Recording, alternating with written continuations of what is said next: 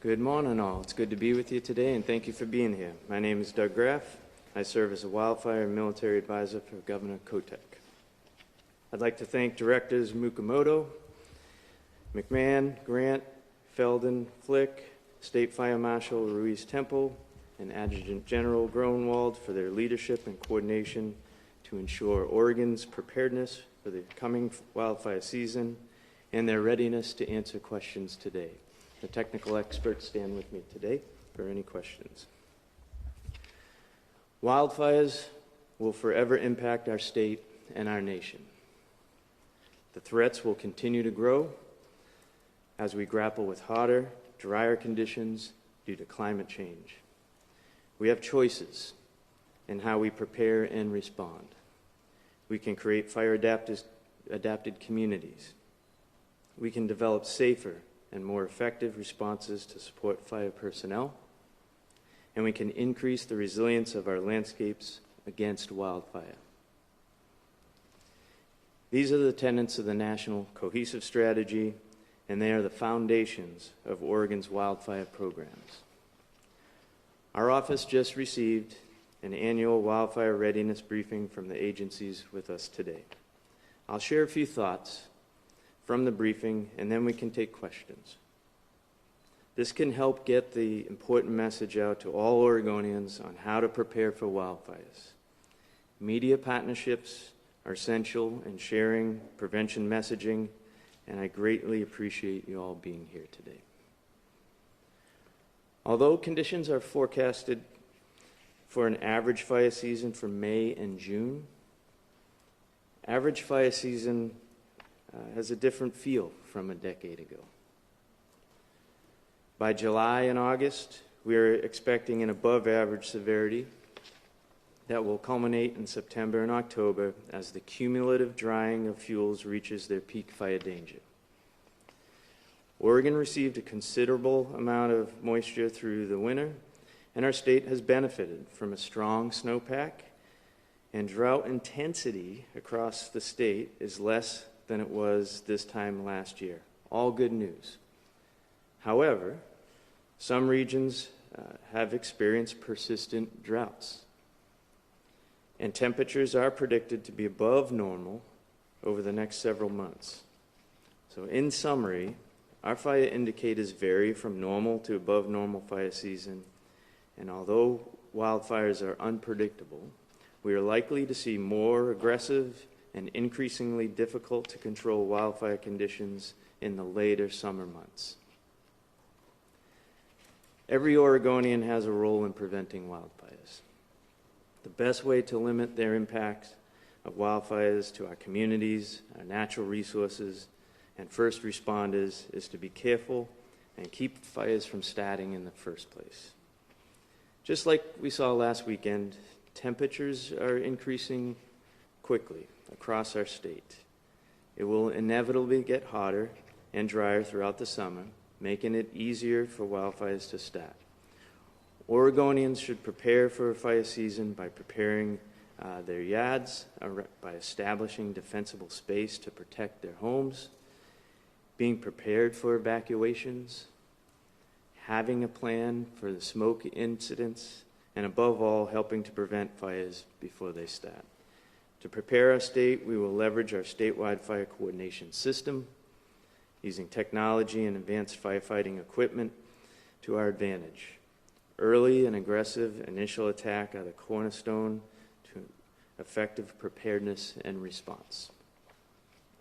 Agencies are applying lessons learned from 2023, including technological efficiencies, expanding our monitoring network coverage for better localized forecasting, streamlined smoke coordination calls, and simplified templates for air quality advisories. Thank you, and now we're happy to take questions. Great. 1.6. You mentioned above average fire season potential. How are you all preparing for that to be ready to respond? Well, it's probably a dual answer. Good morning. My name is Chris Klein, Chief of Fire Protection for Oregon Department of Forestry. We prepare in a variety of ways through our hiring, through our training, through our relationships with other agencies, state, regional, other countries. And so we have a variety of processes set in place, not only locally, but across Pacific Northwest to be prepared for the upcoming fire season. We have a suite of aircraft. We have agreements and contracts set in place with contract resources. So it's just a wide suite of equipment and personnel at our disposal, and I believe that we are in a very good spot prepared for this fire season. Mariana Ruiz-Temple, State Fire Marshal. I would just echo my partner here. Over the last 3 or 4 months, both agencies have really leaned in to conduct our regular exercise, our preparedness and preparation and preparedness. The Oregon State Fire Marshal also held a border meeting with the state of California in preparation in advance of sharing resources should we need that. But I would really stress the importance of both agencies working on the front end, a more proactive versus reactive response mode, and investing in communities, resilience, preparedness, defensible space, and really trying to achieve that preparedness on the front end. And so that is some of the things that we have done off-season in conjunction with KOG, Keep Oregon Green as well. Is the governor's office working with utility companies to make sure that they're ready with their infrastructure? And so can you list some of the specific ways that she is? Hi, Mike Grant. Excuse me, Mike Grant, Executive Director at the Public Utility Commission. Yes, the Public Utility Commission is focusing, working closely with the investor-owned utilities, PacifiCorp, PG, and Idaho Power, to make sure that they are cooperating under their wildfire protection plans, to make sure that they're doing all they can to mitigate the potential of utility risk fire. Also working with them, if the need arises to initiate a public safety power shutoff, that there's a collaboration with local safety partners, with the local communities, and there's a lot of communication so folks could be prepared for a power outage. On PSPS's follow up on that, is there criteria the governor's office has to urge utilities to take those kind of steps, or what are those communications like? The state law requires all utilities to operate under a risk-based wildfire protection plan. That the state law and our rules kind of identify certain areas that the utility should focus on, but it's up to the utilities who know their systems the best to make sure that they're operating those systems safely and effectively and taking all best practices to help mitigate fire risk. Firefighters travel to wherever the fire is, right? And Oregon's not the only state that's going to see wildfires. What happens when, there are firefighters who are in California or who are in Idaho? Are we going to be prepared, or are we going to be left, spread thin? Holistically, Mariana Ruiz-Temple, State Fire Marshal, holistically, both Oregon Department of Forestry and Oregon State Fire Marshal belong to a multi-agency coordination group. And we spend our days throughout fire season managing not only impacts to Oregon, but the global impact, I should say regional impact. Oregon Department of Forestry has a pretty healthy compact among states. The Oregon State Fire Marshal through the Oregon Department of Emergency Management does also. So we are in constant contact with our regional partners and our federal partners on how we bring those resources in, how we evaluate risk to Oregon, and how we manage those resources. I think if you would have heard our briefing earlier, capacity has gone down over the last 10 years, and fires are increasing. And so it is really one of the best priorities that we have is trying to take a look at how do we manage increased fire, reduce capacity, and part of it is exactly what you said, is bringing in those resources when we need them and doing that early. And so I think our compacts and our agreements position us really well to do that during fire season. Follow up on that, both Oregon and the federal government have increased pay trying to address the wildland firefighter shortage, so to speak. Do you think those efforts have been successful? You're starting to see more people going into wildland firefighting, that kind of thing? Chris Klein again with the Oregon Department of Forestry. It's a very fluid situation. I don't think it's just in wildfire. This is a wildfire briefing, but in employment in general, the workforce is decreasing, it's shrinking, and it's becoming very problematic. So we sit in a time of prolonged temperature and climate change and increase. So the need increases, yet the available personnel across the workforce decreases. So it's a very real, I appreciate the question, it's a very real problem. And then as one agency tries to react, you mentioned the federal government, as they try to bring in bonuses or increased pay, then that draws people away from other agencies. And so we need to react and respond. So I don't know if that answered your question or not, but we have what we need right now. We are fully staffed at our agency. Our seasonal hiring is complete, almost complete, and so we will be prepared to protect Oregonians this summer. But I appreciate the question because it's a long-term issue, and it's a societal issue that's going to take a long-term approach to get to the right spot. You mentioned seasonal hiring. How many more people do you bring in during wildfire season? You know, the difference between our full-time staff and our seasonal, we come up to just over 700 firefighters. And so I would say probably 70% of those are seasonal. But yeah, we're looking good. Housing, I know it's important to the governor. When we struggle with that as well, as we're trying to attract people, especially to rural parts of our state. But I think we will be prepared and prepped very well for this coming fire season. I have a couple of questions to clarify. The first, on the staffing, if there are fewer resources, you mentioned, does that apply to Oregon, or are you talking in general? What I'm trying to figure out, I understand ODF has enough, but are there shortages of private crews, other agencies, whatever it may be? Yeah, Mariana Reese, Temple State Fire Marshal. It's a great question. I would say it impacts all of our national system. In Oregon specifically, you have 11,000 structural firefighters. About 70% of those are volunteers. We're seeing significant decrease in volunteerism over the last decade.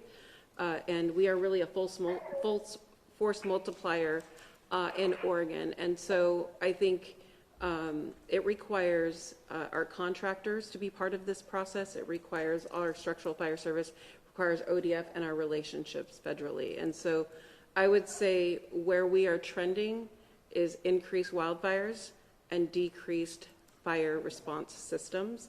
And we try to kind of come together and be that force multiplier for the state of Oregon. Capacity in the movement and our agreements are what help supplement that, and being proactive in that is one tool in making sure that we're protecting Oregon. Thank you. And if I may ask my other,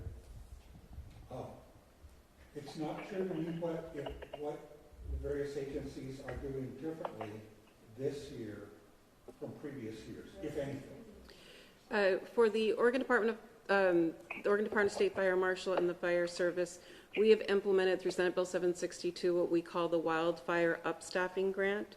It has been a game changer in increasing the amount of firefighters that are in rural Oregon. And so on average, this investment brings about 1,600 firefighters, supports 1,600 firefighters during key critical times during fire season.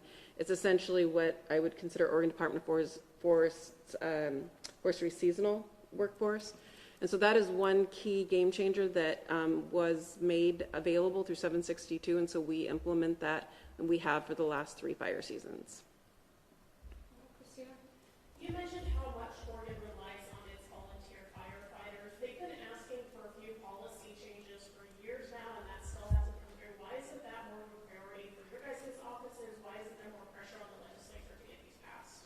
Yeah, it's a great question, and the complexity of volunteerism is, I think, a conversation that not only our department, but our fire service has been talking about for a long time, whether that's incentivizing volunteers, whether that's tax breaks. It's also what you're seeing at the national level. So I would say the Oregon volunteer system is truly the backbone of the Oregon Fire Service. It is a priority for all of us.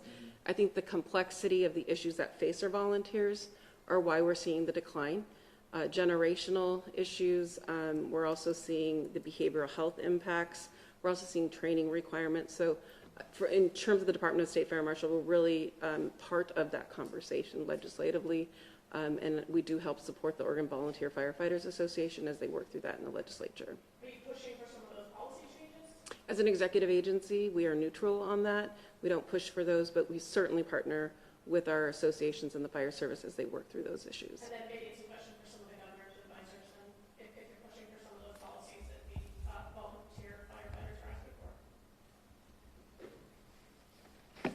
I think the state fire marshal noted neutral on those, really a technical advisor role in understanding the policy implications, ensuring the association and the legislature is informed on the issue as they deliberate those tough decisions. In terms of the governor's office stance on this, is there anyone that can respond to that, or who can follow up with you? Okay, thanks. Brandon? We're coming up to 2 years of relatively mild fire season. Can you all talk about the proactive and prevention work in terms of forest thinning or prescribed burns that you have been able to do over the past couple of years while the season has been more mild than what's expected this year? Well, Chris Klein again, with the Department of Forestry. So we have a very robust burning program in the state, and it's fairly complicated. I'll be just honest, I don't have all the stats, and I can get you those at a later time, but we burn on private, federal, tribal, city and state, at various different ownerships around the state, and that is something that we have a what's called a smoke management program to work with other agencies on air quality, and so it's a very complicated issue, right? But that it is increasing in size and scope. There are some key burns going on right now. There's some wildfire use with the federal government north of Klamath Falls right now. There are some prescribed burns going on in the Bend area, and this is all trying to get forest health back to a more natural state. And so it is increasing. I can't tell you the exact size and scope, but it's a focus of many agencies, many organizations, because I think there is a realization that the fuel that is built up over the years that was naturally burned off with lightning or through a tribal historic burns, we try to need to get our fuels back to that condition. So I don't know if that answers your question or not. Generally, the last couple of years when there's been less of a fire threat, have you guys been able to do more work than other years? Or I wouldn't say appreciably more, but I don't 100% know the stats on that, just to be honest. Last question, Karen. This is a question for all of you, but earlier you mentioned partnering with contractors. Could you speak to the extent of your partnership with contractors and what the estimated expenditure is? Well, again, Chris Klein. So the estimated expenditure, I do not know that. The contracting community, we have a term that's called the Complete and Coordinated Fire Protection System in Oregon. It's with state, it's with federal, it's with tribal, city. Contractors are part of that, landowners are part of that, and so we have what we, for Department of Forestry, we consider pre-season agreements with the contracting community, and if they meet a series of criteria with insurance and training inspections, then they are available to respond to wildfire on a call-up basis. And so there's not really a set number, if I'm understanding your question correctly, but that's just part of what we have as a tool in our toolkit to reach out. We have our own agency people, our agency, OSFM, federal, and this is just another tool in the toolkit, as it were, for us to reach out to. And so that contracting community is very important to us, but not utilized on a daily basis. If that answers your question? How long has this been standard procedure for? Is this relatively new or is it still active? Over the course of time, contract language and rules and procedures change, but the history in Oregon with landowners, with contractors, it's a very rich history. It goes back well into the last century, so it's a long-term commitment and relationship.